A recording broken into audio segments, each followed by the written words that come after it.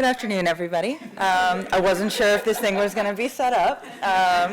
So thank you very much for bearing with us for, I guess, what is probably one of the last presentations of the day.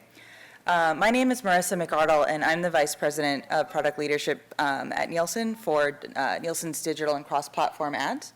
And I'm going to be talking to you a little bit today about trends in the marketplace, how we see people monetizing these trends, and just cross-platform and OTT in general.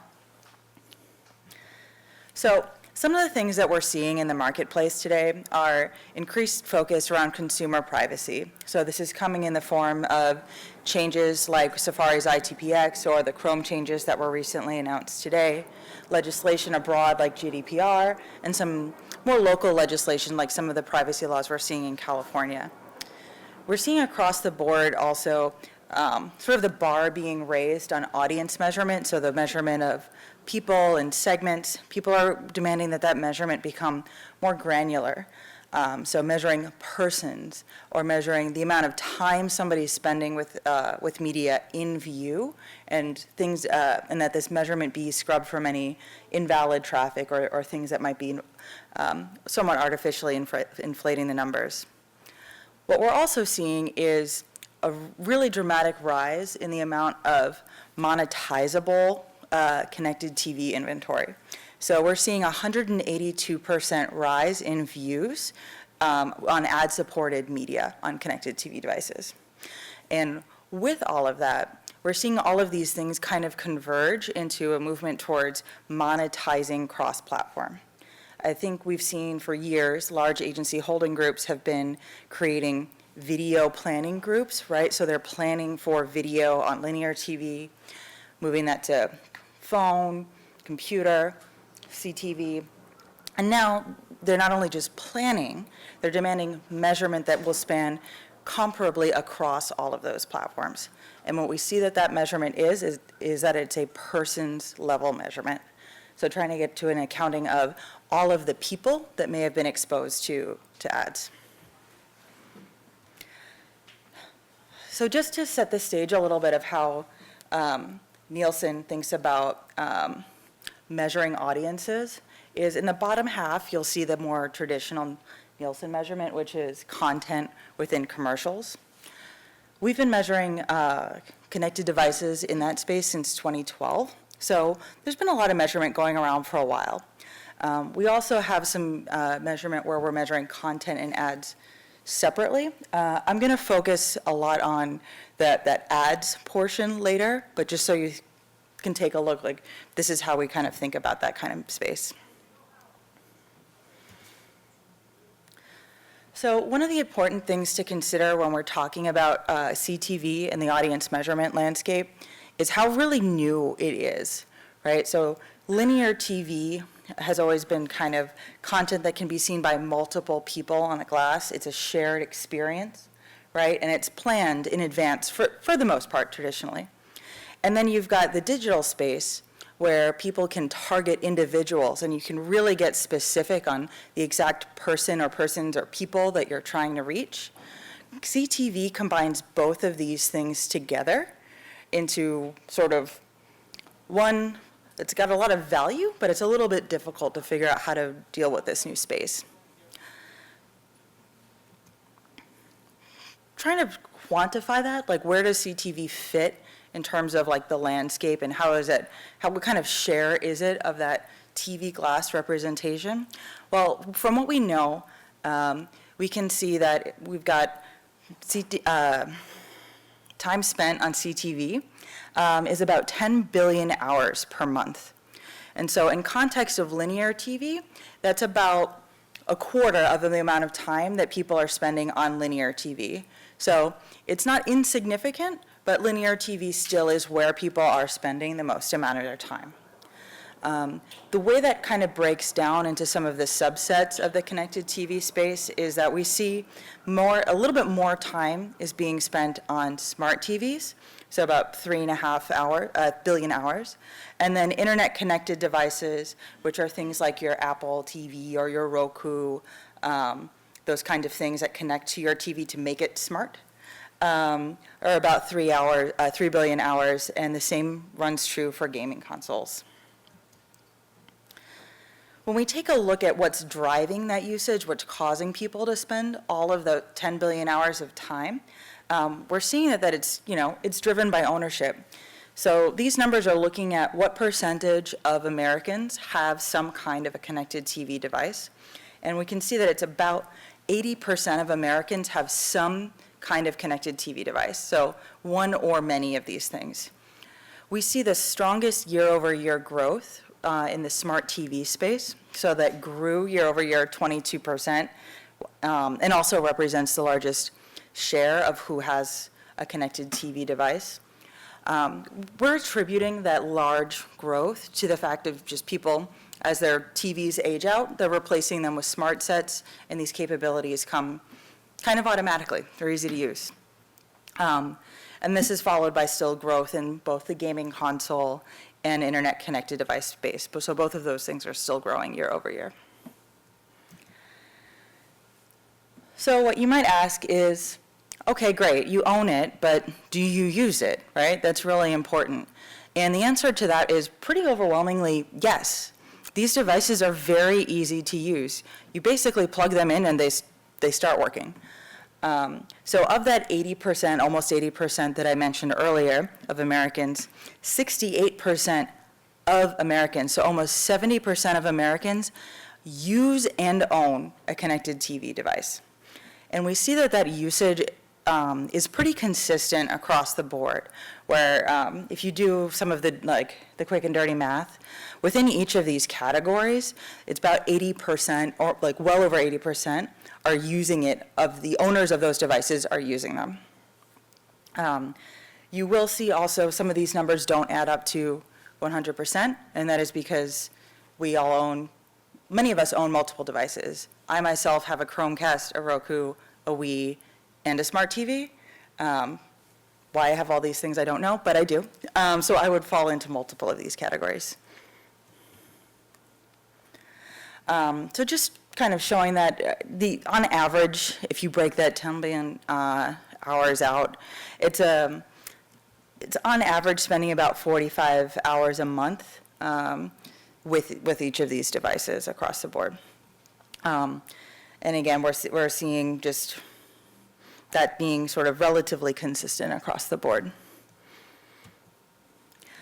What does this mean, though, for when advertisers take that into account, like if they're trying to plan a cross-media buy?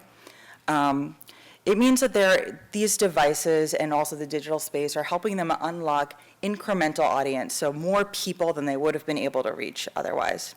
So this insight and some of the other insights that I'm about to show you are aggregate average insights across multiple, many campaigns that were representative of only the largest cross-media campaigns that we had. So these are reflective of those advertisers that are truly investing in cross-media strategies. And so what we can see on average is that there's 16% incremental audience is being added to that advertiser's campaign for being present on computer and mobile, so in addition to the people that they would have reached on TV. And while I love to focus on digital because I am Nielsen's digital person, I would be remiss if I didn't point out that while digital is driving incremental person's access, TV still has an undeniable influence, and this is where advertisers are still spending and delivering the majority of their ads. So it's about, roughly at this point, it's about 8 times more impressions or views than digital. And this is sort of specific to that sweet spot of ad campaigns targeting 18 to 49-year-olds. So breaking that down into a little bit more granular view of that same data. So this is the same data set where we're still looking at really large cross-platform ad campaigns that are targeted to persons or people 18 to 49. This is just broken out into the buckets that comprise those campaigns. And so what we can tell is, probably not a big surprise, Younger viewers are more likely to connect with digital ads within a cross-platform campaign. For this specific example, if you were to add up the really light blue spots, which represent the people that were only exposed on some kind of digital device, meaning that you weren't able to reach them on a TV platform, it's about 17%. So that's the only way you could have reached those people in your target demo was by your presence within digital. And when we add connected TV in there, we see that the impact is very, very similar. So this is the same kind of view. It's that same 18 to 49 campaign. It's still similarly broken out into the buckets inside of it. But what I wanted to highlight in particular for the connected TV space is the 18 to 24 subset of that target range, where it's 28% of people 18 to 34 on average were reached on a connected device where they weren't exposed, not only not on TV, but also not on computer and also not on their phones. Connected TV was the only way that they were reached. And that's pretty big, right? That's over a quarter of the exposure for that very niche demo. And so what this translates to when you combine that in, where you say, well, okay, great, but what does that mean when TV's still delivering so many more exposures? It's still translating to a 6% overall lift in the reach of your campaign in total. So these are the kinds of insights that we're seeing large advertisers start to be able to leverage and use within the industry today. So we've got folks like Google and YouTube contributing to what we call our total ad ratings product, which is looking at these insights across platform. I've got lots of headlines about people talking about millennials and how they're consuming video and content. But these are things that our large advertisers are thinking about as they're trying to reach more people and within the target ranges. So just to kind of close that out, across the board we are seeing sort of this desire for not only the marketers, but also our publisher friends to be able to monetize across all of these platforms. And to do that, they're looking to monetize with a person's level exposure that's going to account for all of the folks that might have been in front of that screen. So this is all I have for you today. I'm happy to take a few questions if anybody has one. Yes, I wanted to address the reach that you mentioned with a couple of different numbers. Mm-hmm. I think they range between 6%, as I recall, and 16% incremental reach of, Mm-hmm. I think, the 18 to 49 Mm-hmm. audience that we're talking about for those two numbers.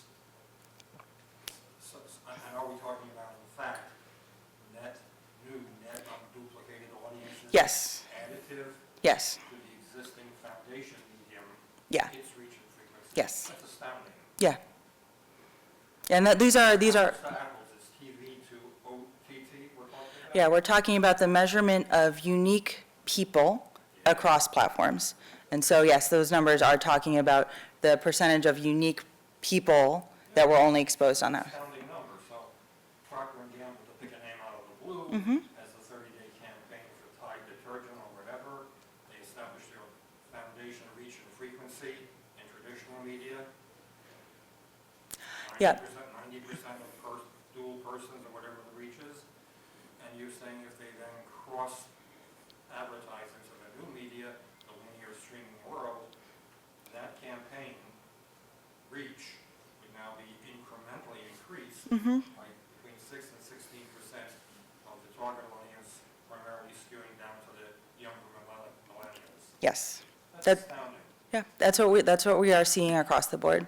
So we are also seeing a movement of folks looking to move from, a digital on target percent, just a total number of people, to really focusing in on that net new unique persons level reach. Yeah, switching from Mm-hmm. homes as the basic measurement into Yep. persons to Mm-hmm. plus for those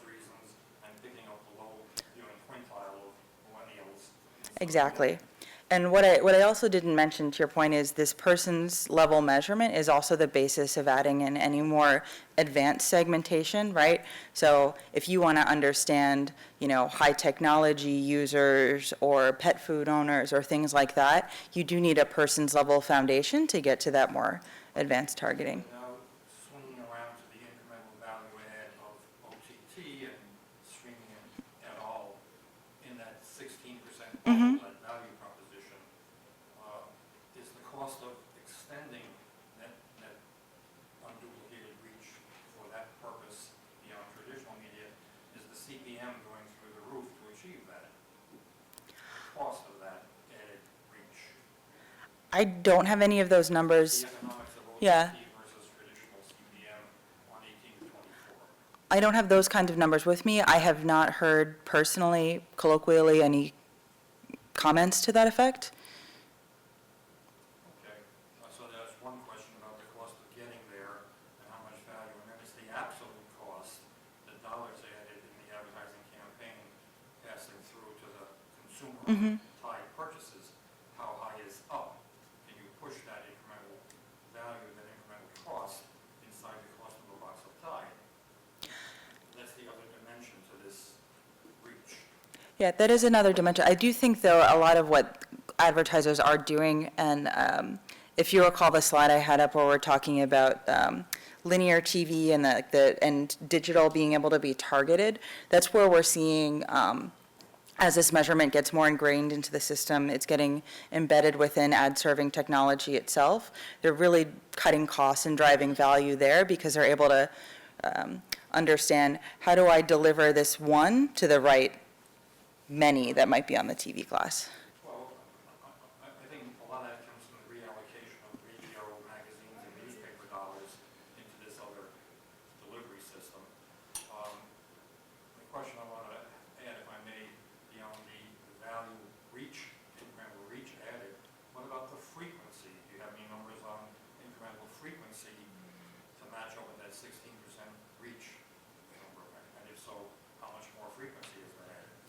So I don't have specific frequency numbers, but when you are able to measure uniqueness across the board, Within the GRP, yeah, it can be calculated. I don't have them for this presentation, but I do know clients are taking a look at that overall reach, and they are creating not only frequency caps, but frequency norms, and looking at not only what is the amount of and what we're hearing too is a move from not only what is the right amount of exposures, but what's the right amount of time of exposure, and trying to hit a sweet spot of, I want everybody to have seen this ad, particularly in that video context, for at least 7 seconds, 30 seconds, et cetera, and driving towards a time exposure.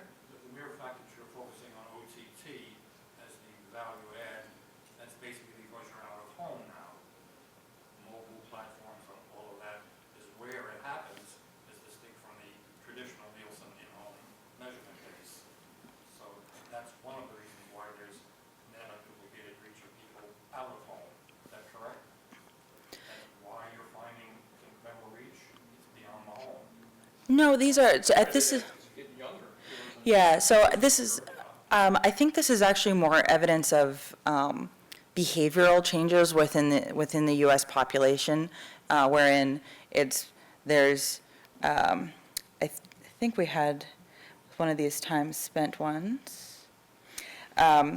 It's where people are spending their time.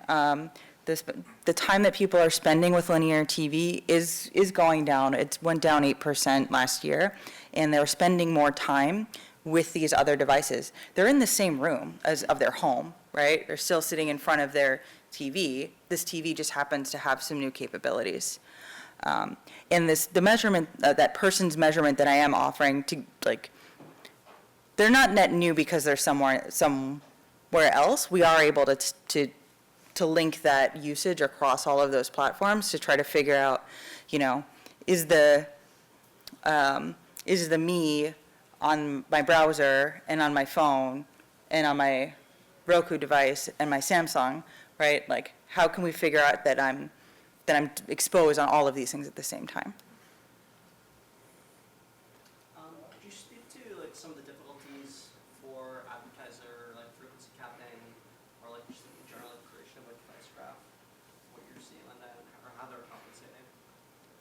Yeah, so I think that's where the value of sort of independent third-party measurement comes in, because the spaces are siloed. At Nielsen, we work to make sure that we have, privacy by design research that includes not only representative panels, but also partnerships with folks like Roku and Hulu to provide that further layer of granularity to get to those numbers. Comment and a question. First on the comment, how much it costs to get that incremental reach. I think it's probably on an effective CPM basis, my guess. Hypothesis is this is about average. The CPM for the TV, for the connected TV will be higher, especially if you're not buying prime time on traditional TV. But the waste problem is much greater on traditional TV, so you got to overbuy the inventory to reach your target versus digital can have a little bit better targeting, so you get a little bit more effectiveness. Question, how do you see traditional TV mostly person-based? You guys have done a great job at that. Addressable TV, MVPD addressable, a lot of it is household-based targeting, advanced targets. How do you see it evolving in the future, where folks will folks want to use potentially both of those together, or will one rule the roost, or not? We're hearing the demand for persons-based measurement. That's what we hear most often.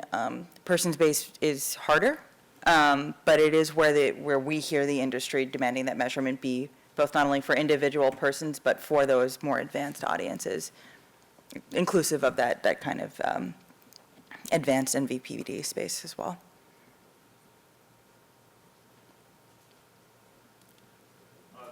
Who outside of Roku and Hulu does Nielsen validate in the new media space? And by new media, are you referring to? Connected TV. Connect- If your question is specific around connected TV, right? Well, I mean, connected TV and any other players, I don't know where you want to put them in the ecosystem. Sure. Not legacy players. Right. So within the connected TV space, as I mentioned before, we have been able to measure since 2012, and that coverage is across any device that's connected to your TV glass. The Roku and Hulu partnerships are the ones I am able to speak about at places like this, are just providing further granularity to that measurement on top of what we're already able to provide.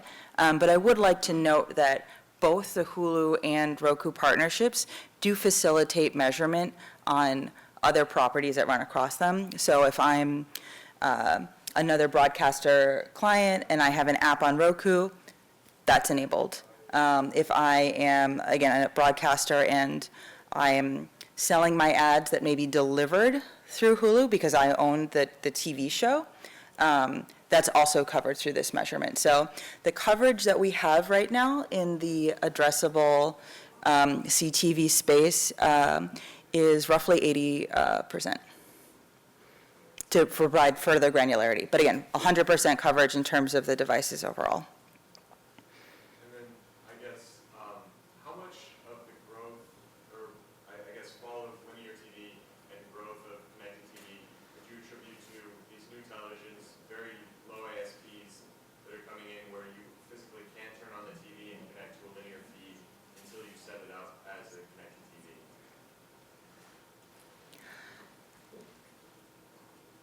Would you mind saying that again? I didn't totally follow. So for example, like these TCL TVs that are Roku connected, they're the cheapest ones on the market, but to actually turn it on and set up a linear feed, you have to first set up a Roku account.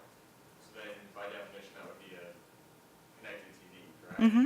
So, are you saying that the growth in connected TVs is because people are actually using the connected TVs, or it's just? Yes. Okay.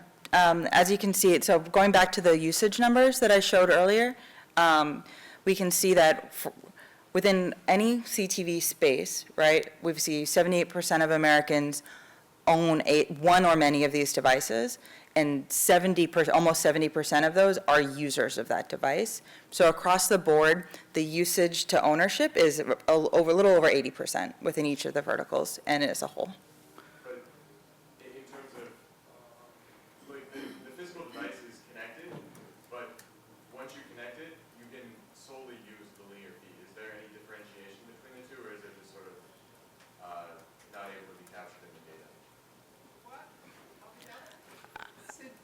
mean like if I'm streaming Hulu Live through my Roku app, are we capturing that, like a live linear viewing?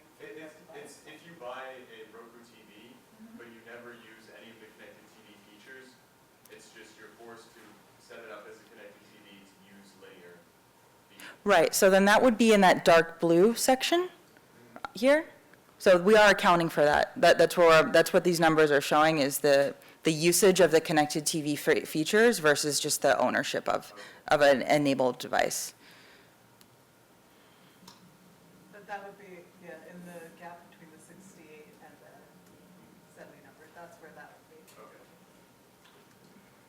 Yeah, I was curious about the advertisers in the sample group that you mentioned. Mhm. 6 of them or 8 or 10, whatever the number was, that had these campaigns as the basis for establishing cross-advertising, delivery, and incremental value, and unduplicated reach. Are those advertisers general advertisers? Are we in the Lever Brothers, Procter & Gamble in that group? Or are they advertisers more skewed towards that millennium audience that they found to exist in that reach? Is it the millennial advertisers?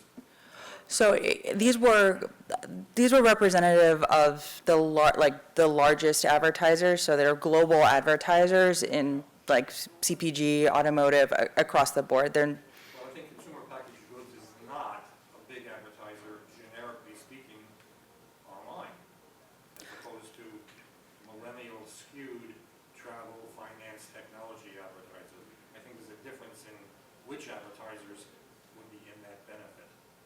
So these are definitely reflective of across the board. These are not totally advertised. Yeah. General Motors, whatever the top 10 are, that's in your sample. Those are them. That Yeah. provides a 16% increase Yeah. over their traditional linear Yeah. strategy. So That's astounding. yeah. What I can say is we have robust measurement coverage of the top 25 global advertisers, and so they would be inclusive of this within these numbers. Okay, fine. Apples to apples, yeah.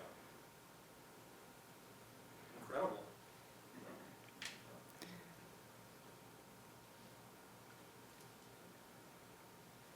Any other questions? Thank you. Well, thank you guys for bearing with me. It's a late day.